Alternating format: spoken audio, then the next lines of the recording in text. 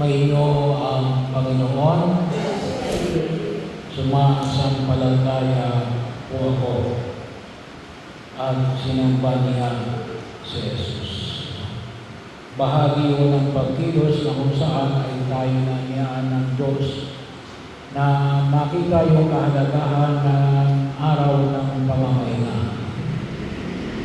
Kung hindi po maalala ko rin ay nabanggit ko na para sa mga Hudyo, napakabanal ng araw ng pamamahinga. Bahagi ho, kaya kung yung maalala, yung magpapainit lamang ng mainit na tubig, bubuksan mo yung electric fan, pag binuksan mo yan, lumabag ka na sa araw ng pamamahinga. Pinindot mo lang, kasi para sa kanilang trabaho yan.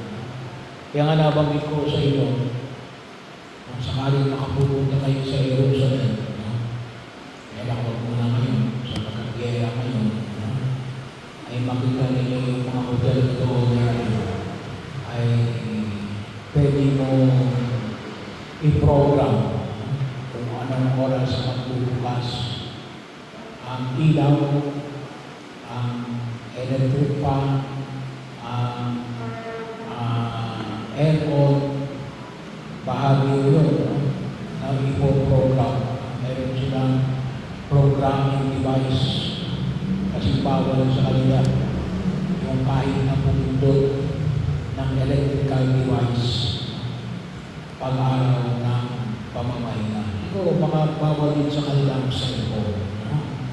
So yun ang mga Hudyo.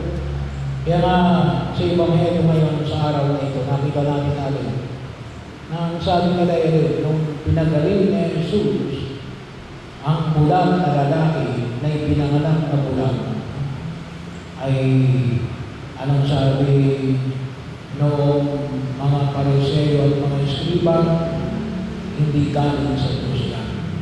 Sapagkat siya ay gumawa sa araw ng pamamahinga. At ito yung ginawa ni Jesus. Ang ginawa niya ay dumura sa lupa. At siyempre, pag dumura sa lupa, gumawa ng puwit, mabasa yung lupa, at yun ang ipinahid sa mata ng bulag.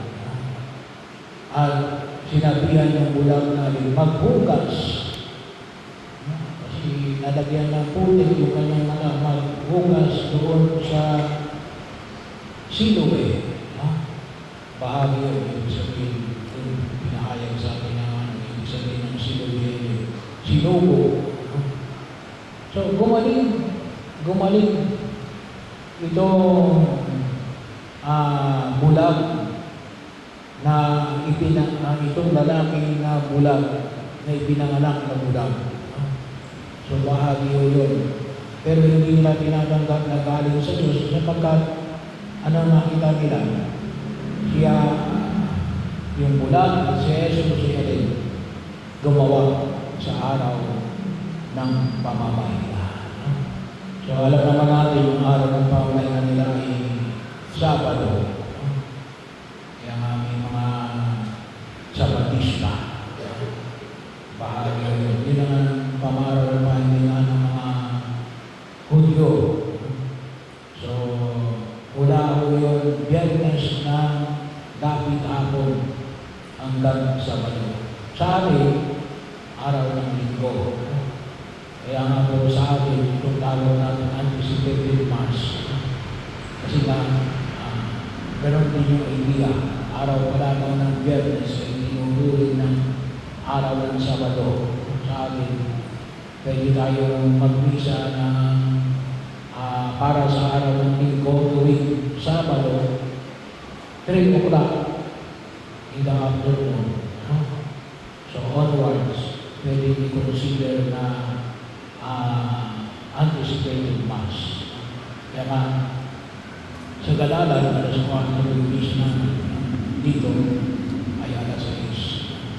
So bahagi ko yun. Yun ay halaw sa pagkaunawa ng mga Hudyo.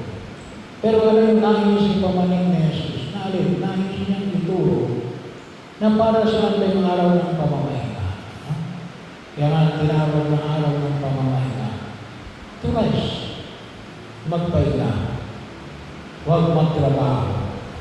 Pero bakit bawal magtrabaho? Kaya pinagbabawal na magtrabaho para makapagpahinga ka, maka-recover ka, maka-recharge ka. Pero lalo-lalo na para saan? Para ikaw ay makasamba sa Diyos. Kaya nga dito sa Ebanghelyo, ang nakita natin, bagaman itong lalaking bulag na ipinanganak na pinagaling ni Jesus, ay iniwalaan ng mga Pariseo anong ginawa ni Jesus. Sumasampalataya ka ba sa akin? Susumamba, pinamba niya sa Jesus. Kaya napakahalaga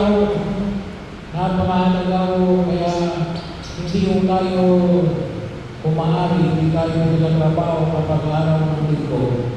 Ngayon ang araw ng aming pamamahinga, para sa alam, ang nawa, makita natin na tayo makasumba.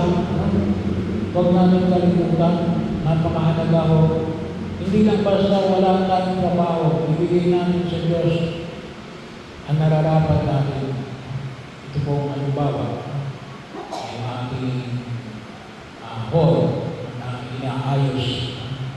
Sabi ko nga, ay napagnilay-nilayan na kinakailangan. Hindi kasi naabot yung pera natin kapag concrete slab, medyo mabigat. Pero sana nga gusto ko concrete slab. Pero hindi kakayanin ng pera. Kaya anong nilalagay? Bubong na yero. So, kanina bago pumunta sa dalanan, ang sabi sa akin yung nagumulo sa pagtatrabaho. Ayaw magtatrabaho kami bukas. Bawal. Bawal magtrabaho. Linggo bukas. Pero po sabi ko sa Father, hindi naman lahat ng araw kami ay available, kami ay nakapagtrabaho. Depende yun kapag may kumuha sa amin na magtrabaho. Minsan, ilang araw kami walang trabaho. Sige, sabi ko, pero magsisimba kayo. Magsisimba kayo sa araw na ito. Kasi hindi naman tayo kasimigtig. Hindi ho tayo kasimigtig na mga Hudyo o kahit na ng mga Muslim. Alam nyo, may mga lugar mo na kung tawagin natin yung mga mutawa. Kapag wala ka sa mosque, ahabubutin ka. Pero bahagi yun, kasi baka nakakalimutan natin yung mga tao na alin, wala nang ginagawa. Pero hindi naman nagsisimba. Hindi nyo naiintindihan kung bakit ang araw ng linggo ay araw ng pamamahinga. Yan ay para sa Diyos. Yan ay para sa Diyos. Sapagkat baka nakita nyo lahat ng inyong pagkilos ay maaaring gawa lamang ng kaisipan ninyo natin na para lamang kayo magtrabaho ng magtrabaho pero hindi nyo nakakilala ang Diyos ay sayang. Kung maaaring naman wala kayong ginagawa, pataman-taman din naman kayo, hindi nyo man lang maalala ang Diyos, malilin nyo. Hindi ka nga nakapagtrabaho, hindi mo naman naiintindihan kung bakit walang trabaho sa araw ngayon. Pangalawa, yung araw ng pahinga ay para saan? Makapagpahinga na para sa pamilya. Sa pamilya, kasi bahagi yun, that is the process na mga tao na iyong minamahal. Ay bahagi yun, hindi pwede na sa dami ng aming ginagawa, makalimutan ang pamilya. Napakahalaga yung pamilya. Kahit na sa gitna ng maraming ginagawa, may panahon dapat sa pamilya. Baka dumating yung pagkakataon, ay tayo ay magsisi, mag-regret. Bakit? Maraming linggo ang nasayang, maaring sa trabaho, sa barkada, pero nakakalimutan ng pamilya. Ano? Ay nakakalungkot. Yun ang punong sinabi. Yun the greatest na napakalapit para sa amin. Biologically, kahit na sabihin spiritually, yung bawat pamilya ay mahalaga ho na mabigyan natin ng pagkataon na magkasama-sama.